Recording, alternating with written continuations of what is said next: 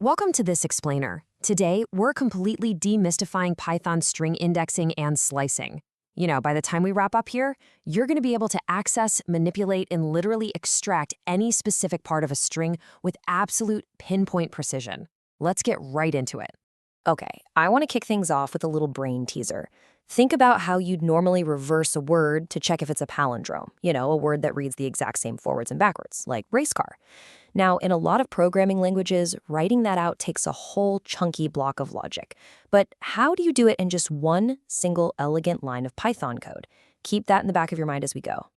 So here's our game plan for today. 1. String addresses, looking both forward and backward. 2. The slicing syntax tool. 3. A big warning that stop is exclusive. And 4. Some awesome Python power patterns. All right, section 1. String addresses, forward and backward. I want you to think of strings like a row of houses on a physical street, where every single letter has its own specific address. The absolute cornerstone here is zero-base indexing.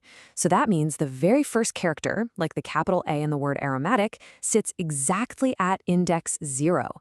You just type your string variable, open a square bracket, type a 0, close the bracket, and boom, you've grabbed your A. Let's just shuffle over to the next index, index 1, and watch how this builds. Because we literally started counting at 0, index 1 actually points to the second character in the string, the lowercase r.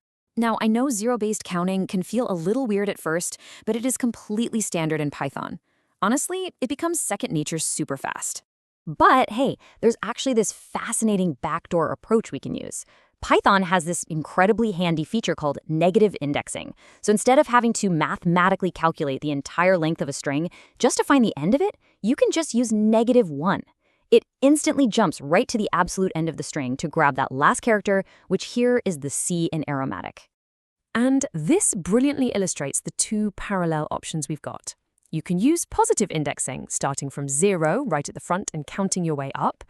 Or you can just use negative indexing, starting at -1 right at the back and counting your way down, so -2 for the second to last, -3, and so on. It's just incredibly elegant. It totally saves you from writing clunky, overly complex code every time you need to find the end of a word. Moving right along to section 2, the slicing syntax tool.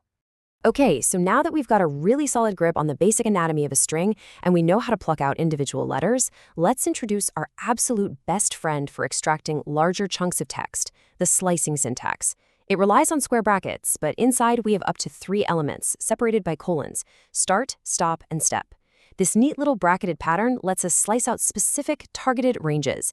Basically, you're telling Python exactly where to start, where to stop, and the step, like how many characters to skip at a time. And the most beautiful part of this whole shebang, you can actually leave any of these parts totally blank, and Python is smart enough to just fall back to its default settings. For example, let's look at the phrase aromatic and bold. If we place a 0 as our start index, add a colon, and then put an 8 as our stop index, Python slices out exactly the word aromatic. It starts slicing right at 0 and stops when it hits 8. This brings us to section 3. Warning, stop is exclusive. Every great tool has a little trap you've got to watch out for. And in Python slicing, that big danger zone lies entirely in the stop index. I really want you to treat this next part like a protective mental mantra, okay? When you write a slice, it goes from the start index up to, but absolutely never including the stop index. Stop is always, always exclusive. So the absolutely crucial point here is to not fall into that classic anti-pattern. You might look at a slice like 0:3 and think, okay, sure, 0, 1, 2, 3. Well, that's 4 characters.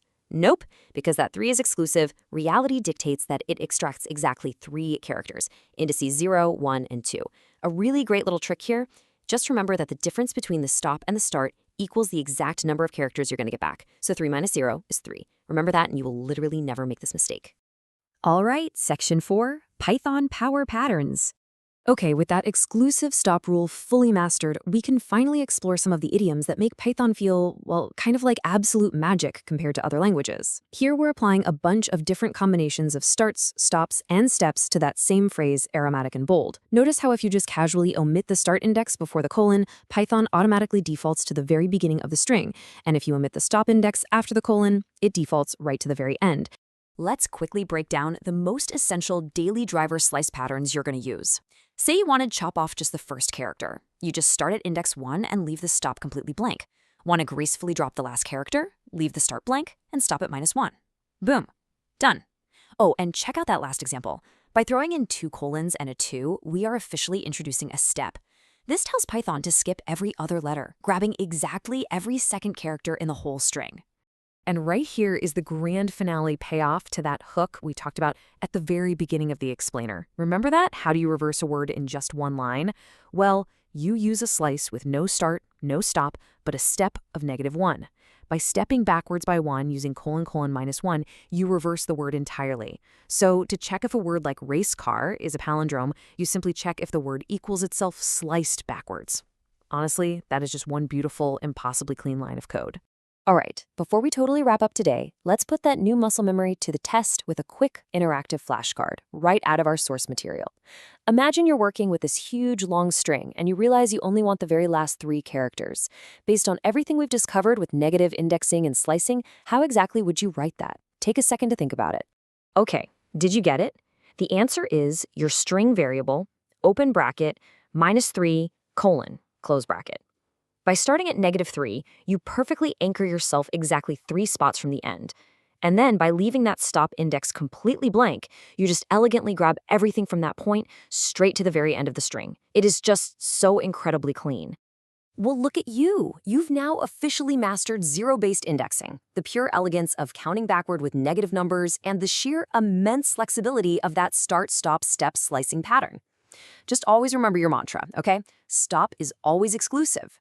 So with this totally intuitive visual model locked away in your toolkit, what text manipulation puzzles are you going to conquer next?